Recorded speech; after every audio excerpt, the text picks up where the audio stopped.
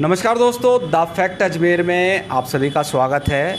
मैं इस लाइव के दौरान आपको कांग्रेस से बागी हो सकते हैं 6 तारीख को ये श्री गोपाल बायेती जी पुष्कर विधानसभा से निर्दलीय चुनाव लड़ने जा रहे हैं।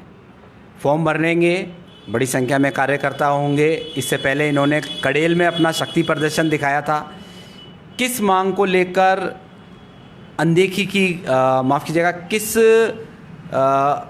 मांग को लेकर ये पिछले कई वर्षों से पुष्कर विधानसभा चुनाव में विधानसभा के लिए अपनी तैयारी कर रहे थे, मगर पार्टी ने टिकट नहीं दिया। तो ऐसे में ये अब बागी हो रहे हैं। क्या रूपरेखा रहेगी, किस तरीके का नामांकन रहेगा, सभी बातों का जवाब जान लेते हैं। भाई साहब, किस तरीके की रूपरेखा है? मैं 6 तारीख को जी सोमवार को 10 बजे नामांकन दाखिल करने जाऊंगा जी और पुष्कर में जो नौखंडी हनुमान मंदिर है जी उस जगह से हमारा काफिला लेकर के विभिन्न स्थानों पे दर्शन करते हुए जनता से हाथ जोड़ते हुए हम एसडी ऑफिस पहुंचेंगे और हमारा नामांकन दाखिल करेंगे। जी। ऐसा क्या कारण है? कैंडिडेट ऑलरेडी फाइनल हो चुकी है नसीम अख्तर जी, आप कांग्रेस के कद्दावर नेता हो, पुष्कर से पूर्व विधायक हो, तो ऐसे में क्यों आपकी अनदेखी की गई और अनदेखी की भी गई, नए कैंडिडेट को चांस दिया और अब आप नामांकन भरेंगे? क्या वहाँ आपका जीतना तय है? हार जीत का फैसला जनता करती है जी। मेरा न दुराव नसीम अख्तर से, न दुराव किसी दूसरे टिकट मांगने वाले से है। मैंने मेरा पक्ष रखा और जो नॉर्म्स तय किए थे राहुल गांधी जी ने कि टिकट किसको देंगे, उन सबको मैंने फुलफिल किया। उन सब में मैं पास हुआ। उन सब पास होने के बाद मैंने टिकट मांगा। फिर समझ नहीं आया मेरे कि हमारा टिकट नहीं होकर के, जबकि पुष्कर में बदलाव की मांग थी। हम 32 लोग टिकट मांग रहे थे, सबकी मांग एक ही थी, जब हमारी नहीं जनता की मांग थी कि वो बदलाव चाहते हैं। तो हाईकमान उस बात पे ध्यान देता। इनके ऑब्जर्वर्स आए, इनके क्या नाम सर्वे वाले आए, उन सब के अंदर ये रिपोर्ट वहाँ गई हुई है हाईकमान के पास। उसके बाद भी जो फैसला उन्होंने किया वो उनको मैं चैलेंज नहीं कर सकता। हाईकमान है। लेकिन फिर जनता ने मेरे पे दबाव बनाया। जनता ने कहा कि अब आपको हमारे वास्ते चुनाव लड़ना पड़ेगा, और वही बात मकसद लेकर के मैं चुनाव मैदान में आया हूँ, ताकि मैं जनता की आवाज़ और सरकार के बीच में एक कड़ी बन सकूं। अच्छा, ये बताएं, आप मुख्यमंत्री अशोक गहलोत के बहुत करीबी माने जाते हो, ऐसे में पार्टी के खिलाफ ये निर्णय लेना कहाँ तक सही होगा? मैं अशोक गहलोत का भी खास हूँ, कांग्रेस पार्टी का भी खास हूँ, और सब नेता मुझे प्यार करते हैं, उसमें कोई कमी नहीं है। पार्टी के खिलाफ मैं न कल था, न आज हूँ, न कल हूँ। मैंने केवल पार्टी के इस पर्टिकुलर फैसले के खिलाफ ये मेरा कदम उठाया है। बाकी मेरी पार्टी से कोई बगावत नहीं है। तो ये पार्टी से बगावत ही तो कहलाएगी अगर आप कैंडिडेट के अगेंस्ट चुनाव लड़ रहे हैं। आपकी भाषा आप जाने जी। मेरा कहना ये है कि मैं पार्टी के इस पर्टिकुलर फैसले, जिसमें उन्होंने पुष्कर क्षेत्र की जनता की आवाज़ को नकारा, दूसरी बात को नकारा, और उन्होंने जो फैसला किया उसके विरुद्ध मैं इस बात को कर रहा हूँ और मैं चुनाव लड़ने जा रहा हूँ। अच्छा, किस तरीके की प्लानिंग है? किन किन लोगों से आपकी बात हो चुकी है? क्योंकि वहाँ पर लगातार ब्राह्मण समाज भी मांग कर रहा था कि ब्राह्मण समाज को टिकट दिया जाए। ब्राह्मणी भी मांग कर रहे थे, दूसरे भी मांग कर रहे थे। मांग सब करते हैं, मांग का सबको है जी। मांग टिकट एक को मिलता है, एक को मिल गया। वो टिकट यदि जो राहुल गांधी जी ने नॉर्म्स तय किए उस आधार पर मिल जाता तो शायद क्षेत्र की जनता में आक्रोश नहीं होता। वो क्षेत्रीय जनता मुझे ही बाध्य नहीं करती, और मैं इसलिए मजबूर हूँ कि क्षेत्र की जनता मुझे इतना प्यार देती है कि वो मुझे अपना परिवार का मेहमान मानती है। चाहे वो हरिजन हो, चाहे वो ब्राह्मण हो, चाहे वो मुसलमान हो, चाहे वो बनिया हो, चाहे जाट हो, चाहे गुजर हो, चाहे सिख हो, चाहे ईसाई हो, चाहे सिंधी हो, किसी भी कास्ट का हो। और ब्राह्मण भी मुझे ऐसा मानते हैं कि जैसे मैं उनके क्लास का आदमी हूँ, जी तो मैं उनकी बात को नकार नहीं सका। चाहे मुझे आप ये जनता के प्रति प्यार बताएं और चाहे जनता के प्रति मेरा स्नेह बताएं या जनता का मेरे पास आशीर्वाद बताएं, इसलिए मैं 6 तारीख को नामांकन भरने जा रहा हूँ। और मैं आपके चैनल के माध्यम से क्षेत्र की जनता को अपील करता हूँ कि 6 तारीख को 10 बजे नौखंडी हनुमान मंदिर रामधाम ट्रस्ट अधिक से अधिक संख्या में बताएं और हम बजा के अपना वहाँ पर्चा दाखिल करें। अच्छा बायती जी बताएं, अगर कोई समझाइश हो गई, कोई बड़े नेता ने बोल दिया कि भाई आप पार्टी के समर्थन में बैठ जाओ, तो क्या उस वक्त आप बैठ जाएंगे? मुझे पुष्कर की जनता के कि बैठ जाओगे, हाँ। बैठ जाओ, तो मैं बैठ जाऊँगा। अच्छा चलिए, और अब ये बताएं, आप और कोई मैसेज देना चाहते हैं पुष्कर विधानसभा सीट को या आला कमान को? मैं ये देना चाहता हूँ कि अभी भी वक्त है हाईकमान के पास, सीट में बदलाव करे।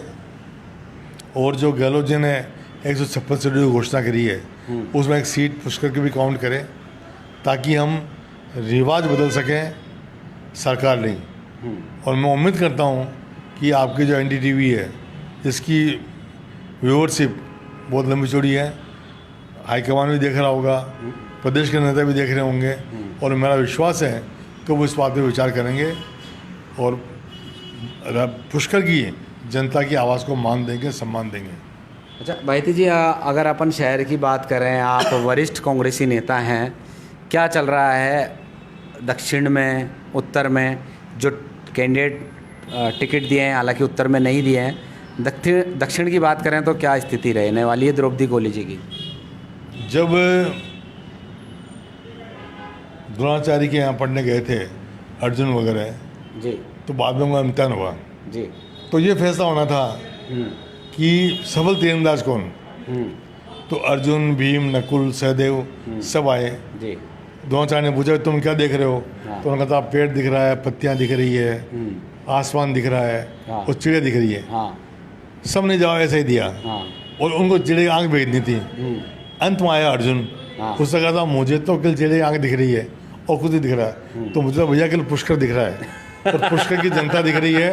और मेरा हाथ जोड़ के आपसे भी मेरा अपील है कि मैं एक सामान्य कार्यकर्ता हूँ और मैं जनता का भाई जी, वो बात ठीक है, कैंडिडेट हूँ। देखिए आप वरिष्ठ कांग्रेसी हैं, शहर के बीचों बीच बैठते हैं। इस समय मेरा नजरिया, मेरा जो किरदार है वो पुष्कर के कैंडिडेट का है। हाँ। अपन वहीं तक सीमित रहें और मुझे चिड़िया की आँख देखने दो और आप सब लोग मुझे जीतने में सहयोग करो। अच्छा, अब ये बताएं, वहाँ पर जैसे कि अल्पसंख्यक को दिया है टिकट, तो आउटसाइडर जो पुष्कर विधानसभा है काफ़ी बड़ा है, वहाँ पर अल्पसंख्यक भी लोग हैं। क्राइटेरिया क्या देखा पार्टी ने जो ये टिकट फाइनल किया? भाई ये तो वही बता पाएंगे, मैंने आपको क्या बताया, जो सर्वे हैं, जो ऑब्जर्वर्स आए थे। नहीं वो तो हैं, सुनो मेरी बात जी, उन लोगों की रिपोर्टों के बाद भी यदि उन्होंने फैसला किया है तो वो तो रिपोर्ट उनके पास ही है, क्यों? वो हमें तो दिखाते नहीं कॉपी। और न बाको ये कानून है RPSC की तरह कि कॉपी आप देखने के लिए पैसे जमा करो, कॉपी देख लो। तो हम तो सर्वे देख नहीं सकते, हम उनसे मांग नहीं सकते, हमें तो वो जो हुक्म वाली बात है, हम तो जो हुक्म की स्थिति में है। अच्छा मुझे ये बताएं, आप वरिष्ठ कांग्रेसी हैं, कई सालों से आपने कांग्रेस का दामन थाम रखा है, अब ऐसे में आपको टिकट नहीं दे रहा, पार्टी नहीं सोच रही कुछ, अब आप बागी भी हो रहे हो। आप मुझे ये बताओ यार जी, आप बागी बागी बागी कर रहे हो जी, मुझे आप ये बताओ जी, जिसका इतना लंबा कैरियर कांग्रेस में हो, जो हमेशा कांग्रेस में रहा हो, वो यदि ये कदम उठा रहा है, क्या उसको तकलीफ नहीं हो रही है? उसके दिल की पीड़ा वही कह रहा हूँ, भले मन से, भारी मन से दिल की पीड़ा कौन समझेगा? बिल्कुल। अब होता क्या है कि भगवान कृष्ण ने गीता में कहा है कि स्वधर्मो निधनम श्रेय और पर धर्मो भयावह। अपने धर्म के लिए यदि आदमी प्राण भी दे देवे तो कोई सौदा महंगा नहीं है। अब ये बात तो इस सोचने के बाद तब थी, और हाईकमान इस विचार करता कि भाई ऐसा क्या वजह हुई, ऐसी क्या वजह हुई, इतना बड़ा कदम उठाना कोई सामान्य बात नहीं है। और मेरे जैसे टेम्परामेंट के व्यक्ति के लिए, जिसने कभी हिंदू, मुसलमान, सिख, ईसाई, जैन, पारसी, बौद्ध किसी में अंतर नहीं किया, जिसने सबके साथ बैठ के खाना खाया, सबके साथ बैठ के चाय पी, सबके साथ बैठ के बातें करी, हंसी मजाक करी, ठिठोली करी, हाथ मिलाए, घूमे फिरे, उस व्यक्ति को यदि हम आज ये कदम उठाते देखें तो मेरे ख्याल से तो आपको भी इस बात का एहसास होना चाहिए कि डॉक्टर बायती ने यदि कदम उठाया है तो ज़रूर कोई ऐसी बात है कि जो ऐसी बात हुई। अन्यथा इतना बड़ा मेरा कैरियर जो मैं स्टेक पर लगा रहा हूँ, जिसके सामने एमएलए-शिप बहुत छोटी चीज़ है। हाँ हाँ, मेरा जो कैरियर है और मेरी जो इमेज है, और जो मेरी जो इमेज है जी जी, उसके सामने एमएलए-शिप बहुत छोटी चीज़ है। बहुत छोटी है, सही है बहुत छोटी चीज़ है, जी कोई बड़ी चीज़ नहीं है। जी। मैं 5 साल पहले एमएलए रहा, मैंने क्या कमाया? मैं वीडी चेयरमैन रहा, मैंने क्या कमाया? वही ऑफिस, मैं डीसी अध्यक्ष रहा, मैंने क्या कमाया? आज वही आपको मुड्डी बैठना पड़ रहा है। नहीं तो मैं आपको भी सोफा सेट पे बिठाता, सही, और बड़े सोफे पे बिठाता आपको, वही टेबल, वही और आपने भी मुझे टोक भी दिया कि यार मुड्डी क्या बिठा रहे हो, कुर्सी लाओ। वो तो हाइट कम थी, तो मैंने कुर्सी मंगाई, मेरे पास है ही नहीं। तो इतना सामान्य व्यक्ति जिसको कांग्रेस ये कभी नहीं कह सकती। अब आपने मुझे एक बात कही, आज मैं फिर कह रहा हूँ कि राजस्थान में जो हाईकमान का फैसला था कि किस आधार पर टिकट दिए जाएंगे, उस पर यदि विचार करते तो शायद मुझे आज निर्दलीय फार्म नहीं बनना पड़ता। अच्छा, अब इस आपके फॉर्म भरने को मैं तो सोच ही रहा हूँ, अंदर खाने में सियासी गलियारों में ये भी चर्चा है कि वहाँ सचिन पायलट के समर्थक को टिकट दिया गया है और आप अशोक गहलोत जी के समर्थक माने जाते हो, तो क्या उनको निपटाने के लिए ये पूरी रणनीति है? ये देखिए चर्चा है, कहीं ना कहीं आपके पास भी आई होगी मैसेज। मेरे पास नहीं आई जी। जब सचिन पायलट जी, अशोक गहलोत एक है जी, दोनों दोनों मिलकर टिकट बांट रहे हैं जी, तो तेरा हमारा कैसे हो सकता है? ये एक बात जी। दूसरी बात, मैं सीएम का दावेदार नहीं, वो सचिन पायलट जी पुष्कर से हमले के दावेदार नहीं जी। हमारी लड़ाई किस बात की? प्रश्न उठता है। सचिन पायलट हमारे यहाँ से एमपी रहे, हमारे यहाँ से मंत्री रहे, 5 साल रहे, हमारे कोई संबंध खराब ही थे। ये बात कभी मत सोचो कि नसीम अख्तर किसकी कैंडिडेट है, डॉक्टर बायती किसका कैंडिडेट है, हम सब कांग्रेस के हैं। इस बात को दिमाग से निकाल दो। और मैं पुष्कर की जनता से अपील करता हूँ कि हमें दौड़ों में, जाति में, धर्म में, संप्रदाय में नहीं बांटे। डॉक्टर बायती आपका सेवक है, सेवक था और सेवक रहेगा। और चलिए, आपने इस चीज़ को नकार दिया है कि अंदर खाने में मैंने नकार नहीं दिया है जी, मैंने आपको लॉजिक दिया है जी कि आप बयान देख लो अशोक गहलोत जी के और सचिन पायलट जी के, दोनों का बयान ये है कि हमें रिवाज बदलना है, सरकार वापस लानी है। तो जब दोनों का लक्ष्य एक है, दोनों का मत एक है, टिकट उन्होंने मिलकर बांटे हैं, तो फिर बीच झगड़ा किस बात का है? ये बात लाना ही बेईमानी है। ये वो लोग ऐसी बात उठाते हैं जो कहीं ना कहीं कमज़ोर है। चलिए, अब रही है तो कांग्रेस की बात, अब अपन भारतीय जनता पार्टी की बात करते हैं, जो टिकट 5वीं बार रिपीट किए हैं। क्या और कोई नेता नहीं है भारतीय जनता पार्टी में? मैंने आपसे कहा मैं तो अर्जुन का आंख देख रहा हूँ। अर्जुन की आंख देख रहे हो आप? उसके अलावा डॉक्टर बायती कैंडिडेट, हाँ, चुनाव जीतना है, हाँ, और जो मेरे सामने है निशान, मैं प्रणाम करता हूँ, उनका मैं आदर करता हूँ, सम्मान करता हूँ। चाहे वो नसीम जी हों, चाहे वो सुरेश जी हों, चाहे वो अशोक जी हों, और चाहे और कोई हो, सबका मैं प्रणाम करता हूँ, सबको सम्मान करता हूँ। और मैं उम्मीद करता हूँ कि हम लोग 25 दिन का जो चुनाव कैंपेन है बहुत प्यार से, बहुत प्रेम से और बहुत सद्भाव से करेंगे। और मैं एक निमंत्रण और देता हूँ जी कि चारों कैंडिडेट हम क्यों नहीं एक ही गाड़ी में आप प्रचार करें? ये बात भी सही है। एक मंच पर प्रचार करें, हाँ, सब अपने अपनी बात कहें, हाँ, जनता फैसला करे किसको देना फिर वोट, किसको नहीं देना वोट। अच्छा, अब इसमें आपको कहीं ना कहीं फ़ायदा हो सकता है, जैसे रावत समाज के कैंडिडेट निर्दलीय मतलब आरएलपी से हो गए हैं, अशोक सिंह रावत, जब आपके डॉक्टर सिंह मेरा मानना ये है, शैतान सिंह जी, मेरा मानना ये है कि मुझे हर जाति, हर धर्म, हर संप्रदाय, हर क्षेत्र से वोट मिलेंगे।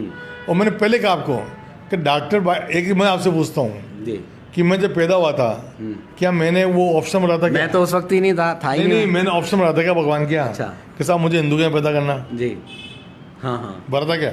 नहीं। नसीम जी ने भरा था क्या? नहीं। कि मुझे मुसलमान क्या करना? नहीं।